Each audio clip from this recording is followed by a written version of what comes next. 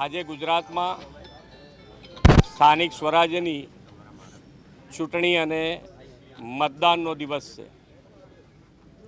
લોકશાહીનો આ પવિત્ર ઉત્સવ દરેક જણે મનાવવો જોઈએ। આ હક અને ફરજ બંને સાથે નિભાવવાનો આ એક અમૂલ્ય અવસર છે અને દરેક જણ મતદાન કરી અને ભારતીય જનતા પાર્ટીના દરેકે દરેક ઉમેદવારને વિજય બનાવે એવી હું અપીલ કરું છું।